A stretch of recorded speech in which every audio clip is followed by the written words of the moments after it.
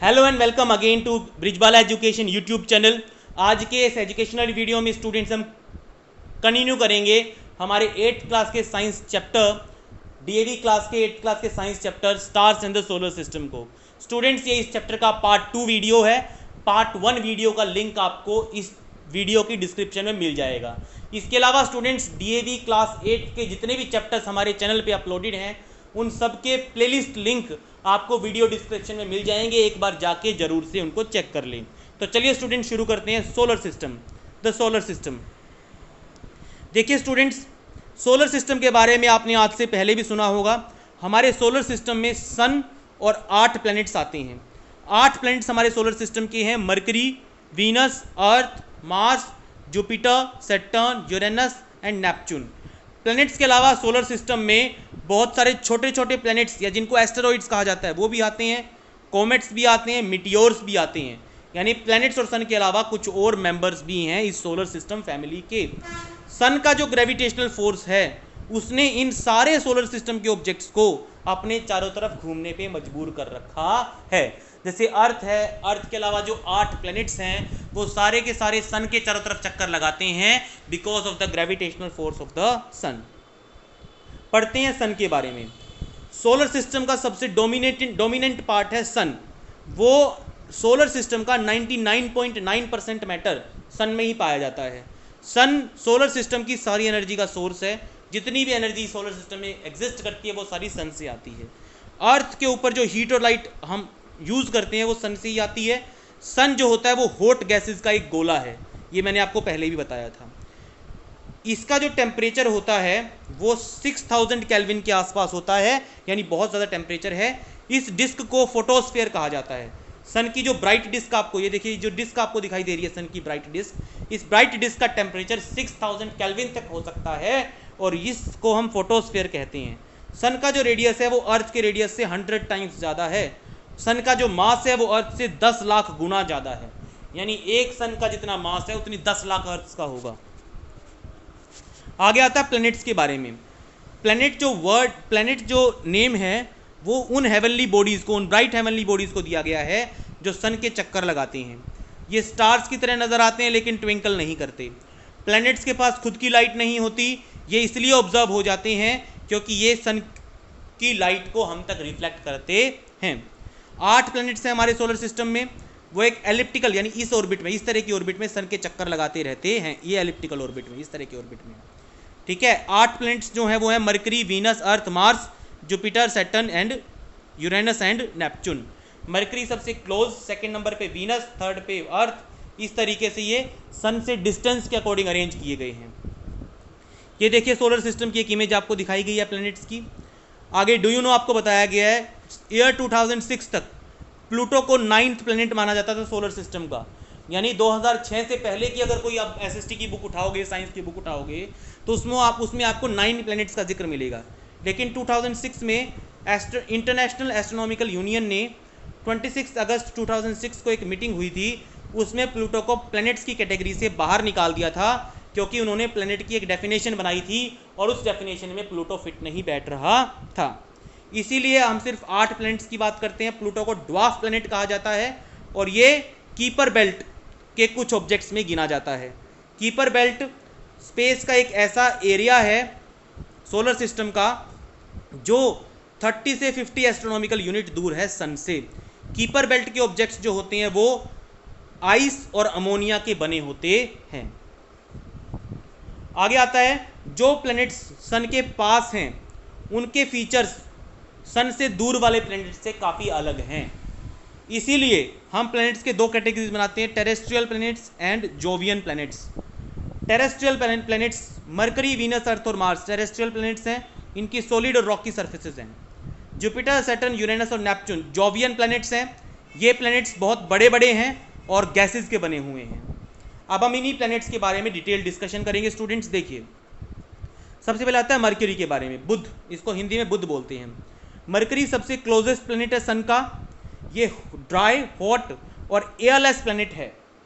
इसके ऊपर मून की तरह बड़े बड़े गड्ढे हैं, बड़े बड़े क्रेटर्स हैं, लेकिन अंदर से ये भी अर्थ जैसा ही है। अर्थ की तरह इसके अंदर आयरन और दूसरे हैवी एलिमेंट्स पाए जाते हैं।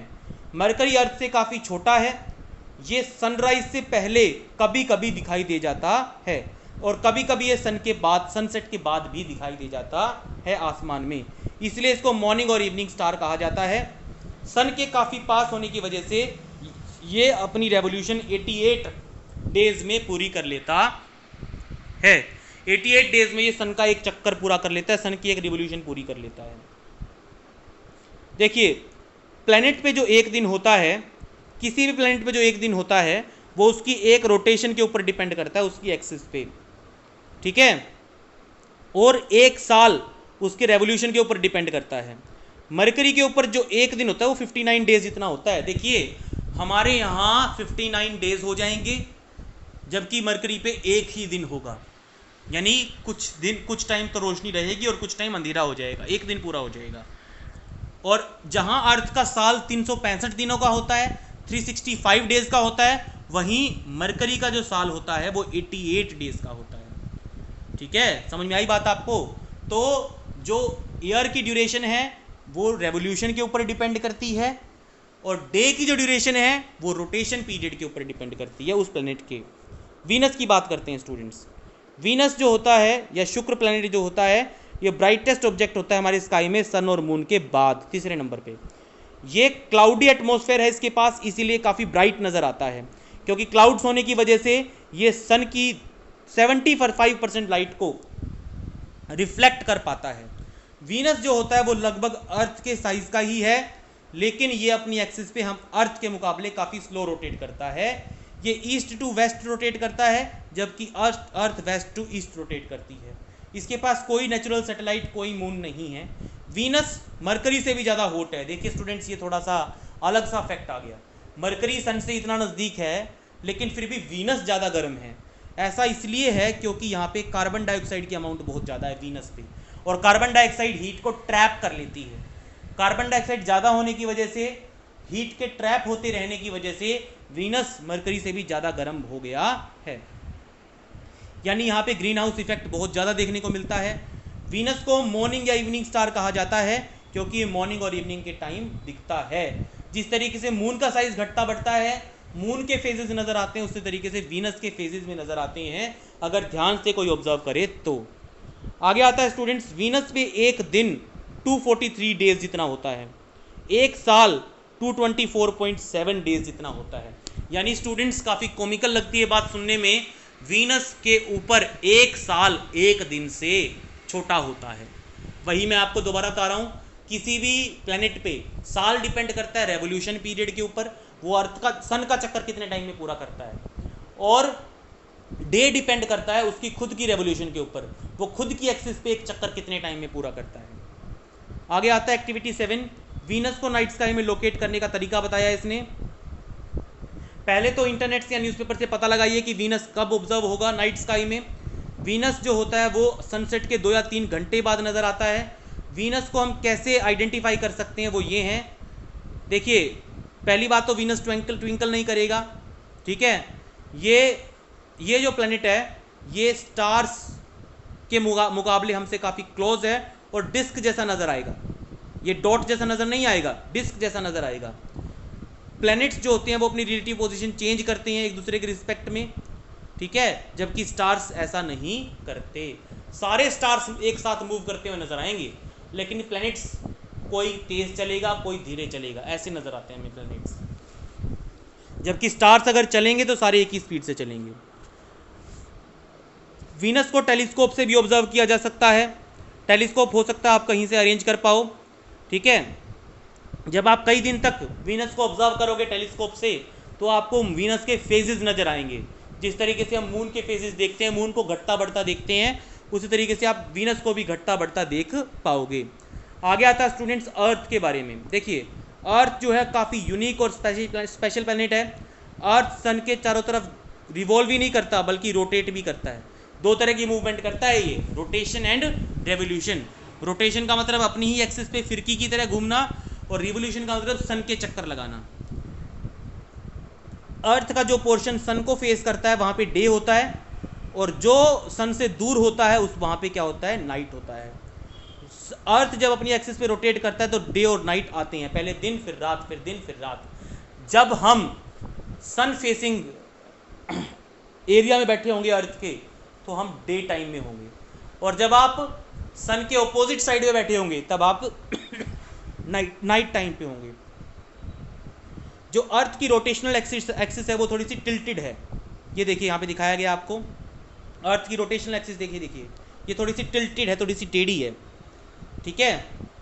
जो अर्थ है वो 365 डेज एंड 6 आवर्स में एक रेवोल्यूशन कंप्लीट करती है सन के चारों तरफ।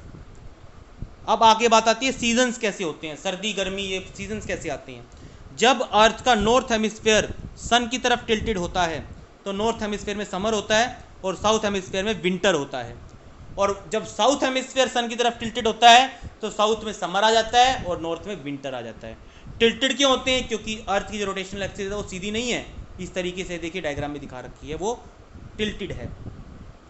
ऑटम और स्प्रिंग ये सीजन्स तब आते हैं जब अर्थ बिल्कुल बीच वाली पोजीशन पे आ जाती है। देखिए ये बीच वाली पोजीशन दिखा रखी है इसने, ऑटम और स्प्रिंग की पोजीशन दिखा रखी है, दोनों पोजीशंस के बीचों बीच। आगे आता है स्टूडेंट्स, आउटर स्पेस से अर्थ जो है वो ब्लू ग्रीन कलर की नजर आती है वाटर और अर्थ की लैंड की वजह से, अर्थ के जंगलों और वाटर की वजह से अर्थ ब्लू एंड ग्रीन कलर की नजर आती है।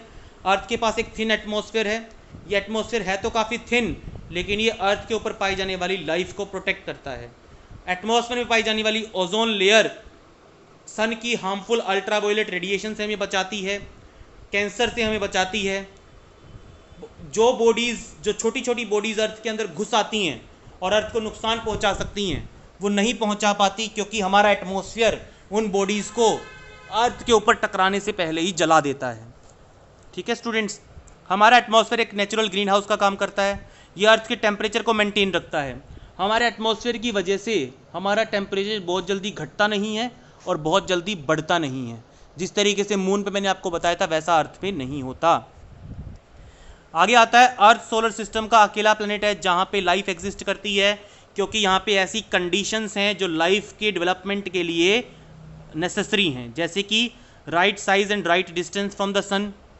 ठीक है, राइट साइज और राइट डिस्टेंस की वजह से यहाँ पे ग्रेविटी भी प्रॉपर है, टेम्परेचर भी यहाँ पे ना तो बहुत कम होता ना बहुत ही ज़्यादा होता। यहाँ पे वाटर प्रेजेंट है, यहाँ पे एटमॉस्फेयर है, ओजोन लेयर है जो यहाँ पे रहने वाले लिविंग ऑर्गेनिजम्स को प्रोटेक्ट करता है। आगे अगला प्लेनेट आता है स्टूडेंट्स मार्स। देखिए मार्स जो होता है वो रेड कलर का नज़र आता है, इसलिए इसको रेड प्लेनेट कहा जाता है। ठीक है स्टूडेंट, इसकी सरफेस जो होती है देखने में किसी ठंडे और ऊंचे डेजर्ट जैसी नज़र आती है, हाई एल्टीट्यूड पे, यानी किसी पहाड़ पे, पहाड़ों पे जो कोल्ड डेजर्ट्स होते हैं वैसी वैसी नज़र आती है। इसके एटमॉस्फेयर में सिर्फ कार्बन डाइऑक्साइड है, थोड़ा सा नाइट्रोजन और ऑक्सीजन और वाटर वेपर और दूसरी गैसेज मिल जाती हैं, लेकिन कार्बन डाइऑक्साइड ज़्यादा है। इसका सरफेस का टेम्परेचर और सरफेस का प्रेशर दोनों ही काफ़ी कम है अर्थ के मुकाबले। ठीक है, इन कंडीशंस की वजह से यहाँ पे वाटर लिक्विड स्टेट में एग्जिस्ट नहीं कर पाता मार्स के ऊपर। मार्स का जो डायमीटर है वो अर्थ से थोड़ा ही ज़्यादा है। ठीक है, मार्स का जो डायमीटर है वो अर्थ के हाफ से थोड़ा ही ज़्यादा है। इसका मास जो है वो अर्थ का 1/10 है, यानी साइज़ में इतना डिफरेंस नहीं है जितना मास में डिफरेंस है, इसलिए इसकी एवरेज डेंसिटी काफ़ी थोड़ी होती है। मार्स का वज़न काफ़ी कम है। मार्स की 2 नेचुरल सैटेलाइट्स हैं, 2 मून्स हैं, फोबोस और डीमोस। ठीक है स्टूडेंट्स, नासा का जो मिशन था, मार्स मिशन था, इसने हमें कुछ सबूत दिए जिससे पता चलता है कि वाटर और कुछ लाइफ यहाँ पे प्रेजेंट शायद थी पहले। फर्दर इन्वेस्टिगेशंस आज भी की जा रही हैं और मार्स पे 2020 तक मैन्ड मिशन, यानी हम सिर्फ इंसान को आज तक चांद पे तक ही भेज पाए हैं, लेकिन कोशिशें जारी हैं कि किसी इंसान को जो है मार्स तक भी भेजा जा सके। आगे आता है जुपिटर। जुपिटर सबसे बड़ा प्लेनेट है, ये 1300 टाइम्स ज़्यादा बड़ा है अर्थ से, यानी जुपिटर के अंदर 1300 अर्थ डाली जा सकती हैं। इसके कलरफुल बैंड्स होते हैं चारों तरफ। इसके कलरफुल बैंड्स, ये देखिए यहाँ पे कलरफुल बैंड्स ये देखिए नज़र आ रहे होंगे आपको इस फिगर में, ये इसलिए हैं क्योंकि इसके ऊपर स्ट्रॉन्ग एटमॉस्फेयर करंट्स दौड़ते हैं। इसके चारों तरफ काफ़ी घने क्लाउड्स पाए जाते हैं, इसलिए ये पैटर्न्स दिखाई देते हैं। जुपिटर में हाइड्रोजन और हीलियम गैस ज़्यादा है। इसके जो क्लाउड्स हैं वो मीथेन के बने हुए हैं। इसके अलावा इसके पास क्रिस्टल फॉर्म में अमोनिया भी पाई जाती है, जुपिटर के पास 67 मून्स खोज लिए गए हैं, और भी हो सकते हैं, ठीक है, और भी मून हो सकते हैं इसके। जुपिटर के ऊपर डेज काफ़ी जल्दी जल्दी बीतते हैं, ठीक है, क्योंकि ये काफ़ी फास्ट रोटेट करता है। 9 घंटे 50 मिनट का एक दिन होता है जुपिटर पे, ठीक है। जो जुपिटर का साल होता है वो काफ़ी लंबा होता है। अर्थ के 12 साल इज इक्वल टू जुपिटर का एक साल। अर्थ के 9 घंटे 50 minute is equal to Jupiter का एक दिन, ठीक है स्टूडेंट्स। लेकिन सन के लिए जुपिटर सबसे बिगेस्ट और सबसे हैवीएस्ट मेंबर है सोलर फैमिली का। इसका मास जो होता है वो बाकी प्लैनेट से, इसका जो मास है वो बाकी प्लैनेट्स के सम के डबल से भी ज़्यादा है, ठीक है, 2.5 टाइम्स ज़्यादा, यानी बाकी सारे प्लैनेट्स एक तरफ और जुपिटर एक तरफ भी भारी पड़ता है बाकी सब पे। आगे आता है सैटर्न, जिसको हिंदी में शनि बोलते हैं। सैटर्न जुपिटर जैसा ही है साइज में, है तो इससे छोटा, लेकिन फिर भी अर्थ और मार्स जैसे प्लैनेट्स के मुकाबले काफ़ी बड़ा है। ये सेकंड लार्जेस्ट मेंबर है सोलर फैमिली का, ठीक है। इसके पास स्पेशल रिंग्स होती हैं, देखिए ये दिखा रखे हैं यहाँ पे, रिंग्स दिखा रखे हैं, रिंग्स होती हैं। ये रिंग्स काफ़ी सुंदर बनाती हैं इस प्लैनेट को। ये जो रिंग्स होती हैं टेलीस्कोप से ही नज़र आती हैं। सैटर्न के पास 62 नेचुरल सैटेलाइट्स खोज ली गई हैं, इससे ज़्यादा भी हो सकती हैं, इसलिए स्टार साइन लगा रखा है। आगे आता है यूरेनस या अरुण। यूरेनस काफ़ी बड़ा प्लैनेट है, ये थर्ड लार्जेस्ट प्लैनेट है सोलर सिस्टम का। इसका डायमीटर अर्थ से 4 टाइम्स ज़्यादा है। इसका मतलब इसके अंदर 64 अर्थ्स डाली जा सकती हैं। हाइड्रोजन और मीथेन इसके ऊपर पाई गई हैं। हाइड्रोजन और मीथेन गैस यूरेनस के एटमॉस्फेयर में मिली हैं। ये प्लैनेट जो है वो ब्लू ग्रीन कलर का नज़र आता है, ऐसा इसलिए क्योंकि इसके ऊपर मीथेन गैस कोल्ड और क्लियर एटमॉस्फेयर में प्रेजेंट है। इसका जो नॉर्थ हेमिस्फेयर है ये 40 साल तक अंधेरे में रहता है, क्योंकि ये प्लैनेट रोटेट ही अजीब तरीके से करता है। 40 साल तक इसका आधा हिस्सा अंधेरे में रहता है। 27 सैटेलाइट्स इसकी खोज ली गई हैं, आगे भी डिस्कवर की जा सकती हैं। यानी जोवियन प्लैनेट्स के जो मून्स है स्टूडेंट्स वो फिक्स्ड नहीं हैं। नेपच्यून की बात करते हैं। नेपच्यून सन से काफ़ी दूर है, ये टेलीस्कोप से ही नज़र आता है। इसको रोमन सी गोड नेपच्यून के नाम पे नाम दिया गया है। इसकी 14 सैटेलाइट्स डिस्कवर की जा चुकी हैं, आगे और भी हो सकती हैं। हमें इसके बारे में ज़्यादा डिटेल में इंफॉर्मेशन नहीं है, क्योंकि ये हमसे काफ़ी ज़्यादा दूर है, हमसे और सन से दोनों से। सोलर सिस्टम के प्लैनेट्स के बारे में हमने पढ़ लिया, सन के बारे में हमने पढ़ लिया। अब हम दूसरी बॉडीज़ के बारे में पढ़ेंगे। दूसरी बॉडीज़ कौन सी? 8 प्लैनेट्स के अलावा, उनके मून्स के अलावा एस्टेरॉइड्स, मीटियोर्स और कॉमेट्स भी पाए जाते हैं हमारे सोलर सिस्टम में। अब हम उनके बारे में पढ़ेंगे। सबसे पहले एस्टेरॉइड्स क्या होते हैं? एस्टेरॉइड्स को स्मॉल प्लैनेट्स या प्लैनेटॉइड्स भी कहा जाता है, क्योंकि ये मार्स और जुपिटर के बीच में काफ़ी ज़्यादा डिस्टेंस है स्टूडेंट्स, वहाँ पे पाए जाते हैं, वहाँ पे घूमते रहते हैं, और उस बेल्ट को एस्टेरॉइड बेल्ट कहा जाता है।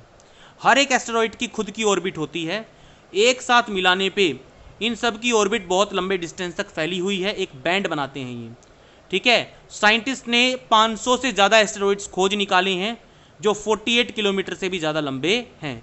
सीरीज सबसे बड़ा एस्टेरॉइड है जो आज तक खोजा गया है। आगे आता है स्टूडेंट्स कॉमेट्स। कॉमेट का मतलब होता है हेयरी स्टार, बालों वाला स्टार। कॉमेट्स काफ़ी छोटे होते हैं और आइसी होते हैं, ठीक है। ये सन के चारों तरफ रिवॉल्व करते हैं। जब कोई कॉमेट सन के पास आता है तो इसकी आइस गैस बन जाती है, डस्ट इसकी लूज हो जाती है, ठीक है, और इसके पीछे एक लंबी पूंछ बन जाती है जो कि चमकती है, ठीक है। देखिए यहाँ पे दिखा रखा है, इसके पीछे चमकदार लंबी पूंछ नज़र आती है, ठीक है। 2000 कॉमेट्स के बारे में हमें पता है, आज तक डिस्कवर किया हमने 2000 कॉमेट्स को। कॉमेट्स सिर्फ तब विजिबल होते हैं जब वो सन के पास होते हैं, क्योंकि सन की हीट की वजह से उनकी आइस पिघल जाती है और वो दिखने लगते हैं, वरना वो सन के अगर दूर हो तो वो नज़र नहीं आते हैं, उनकी टेल नज़र आने लगती है हमें सन के पास होने पे। कुछ पीरियोडिक कॉमेट्स होते हैं जो बार बार दिखाई देती हैं रेगुलर इंटरवल के बाद। सबसे बेस्ट नॉन पीरियोडिक कॉमेट है हैलीज कॉमेट, जो कि 76 ईयर्स, हर 76 ईयर्स के बाद नज़र आता है। ये 1986 में दिखा गया था पिछली बार, और अब एक्सपेक्टेशन है कि 2062 में अर्थ को पास करेगा। आगे आता है students meteors and meteorites. Meteors छोटी स्मॉल सॉलिड बॉडीज होती हैं जो सन के चारों तरफ चक्कर लगाती हैं। अब मीटियोर्स और एस्टेरॉइड्स में स्टूडेंट्स मेन फ़र्क होता है साइज़ का। मीटियोर्स एस्टेरॉइड्स के मुकाबले काफ़ी छोटे होते हैं। कुछ मीटियोर्स अर्थ के अंदर आ जाते हैं, अर्थ के एटमॉस्फेयर में घुस जाते हैं।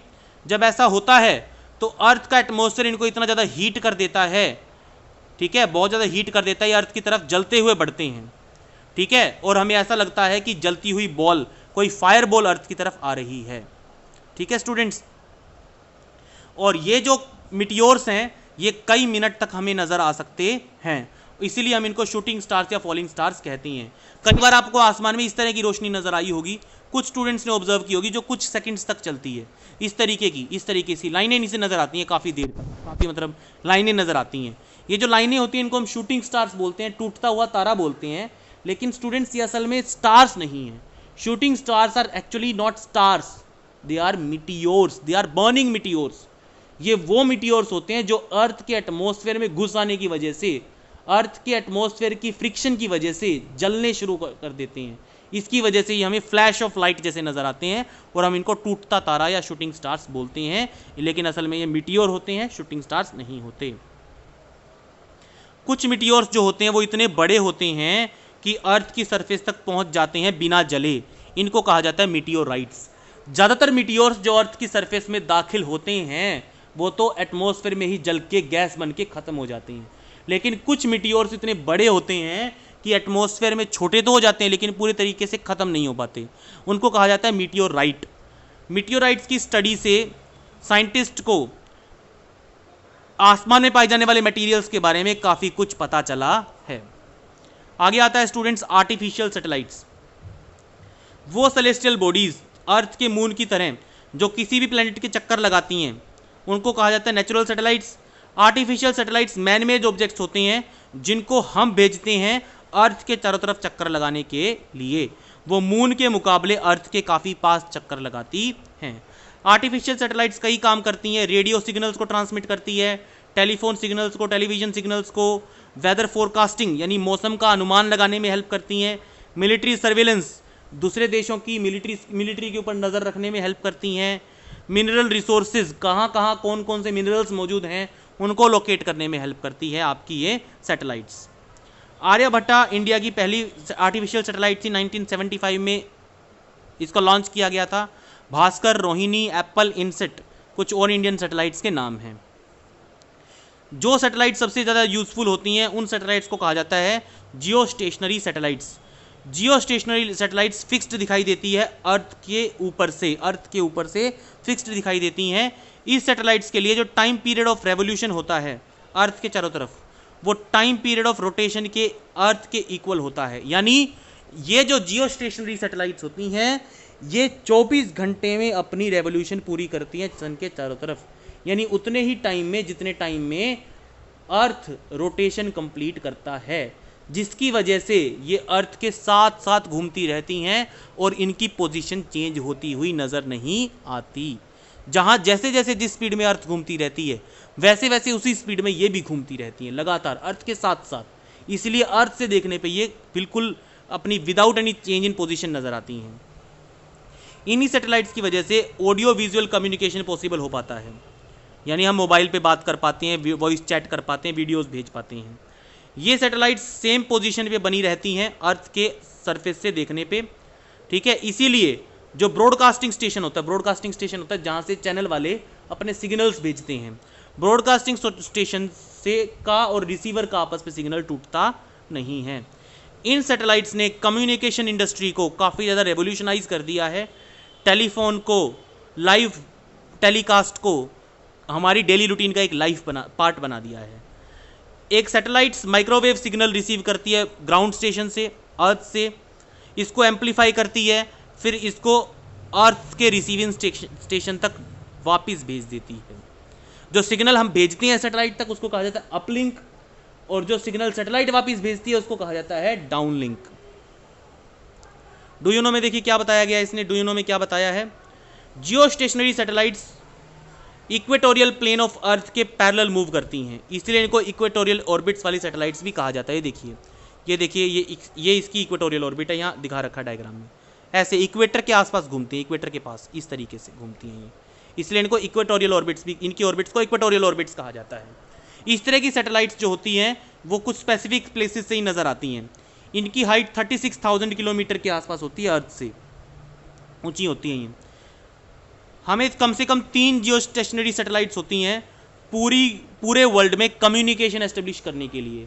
पूरे वर्ल्ड में लोग एक दूसरे के साथ बातें कर सके, कम्युनिकेट कर सकें, इंटरनेट का यूज़ कर सके, इसलिए हमें कम से कम 3 जियो स्टेशनरी सैटेलाइट्स चाहिए होती हैं। आर्टिफिशियल सैटेलाइट्स को हम पोलर ऑर्बिट्स में मूव करवाते हैं। देखिए ये पोलर ऑर्बिट है, ये पोलर ऑर्बिट है, यहाँ पे ही मूव करवाते हैं। ठीक है, इस तरह की सैटेलाइट्स जो होती हैं वो अर्थ के काफ़ी पास घूमती हैं। इनका इस्तेमाल मौसम का हाल जानने में और रिमोट सेंसिंग पर्पसेस के लिए किया जाता है। अगले डू यू नो में क्या है, एक बहुत सीरियस एक्सीडेंट हुआ था स्पेस हिस्ट्री में 16 जनवरी 2003 को, जब स्पेस शटल कोलंबिया जिसमें 7 एस्ट्रोनॉट्स थे, वो अर्थ से सिर्फ 62 किलोमीटर दूर था, टेक्सास यूएसए में उसको उतरना था। वहाँ पे 7 एस्ट्रोनॉट्स थे जिनमें एक इंडिया की लेडी एस्ट्रोनॉट कल्पना चावला भी थी। ठीक है, और वो अर्थ से 62 किलोमीटर ऊपर वो जो सैटेलाइट है वो फट गया हमारा, सॉरी जो हमारा स्पेस शटल था वो फट गया। सिर्फ 62 किलोमीटर दूर था, यानी कुछ मिनट ही बाकी थे उसको अर्थ तक पहुंचने में। उन ब्रेव एस्ट्रोनॉट्स को हमारा सलाम है कि उन्होंने साइंस के लिए अपनी जान तक गंवा दी। तो स्टूडेंट्स, ये चैप्टर अगर आपको पसंद आया हो तो चैनल को सब्सक्राइब जरूर कीजिएगा, वीडियो को लाइक और शेयर जरूर कीजिएगा। Thank you students.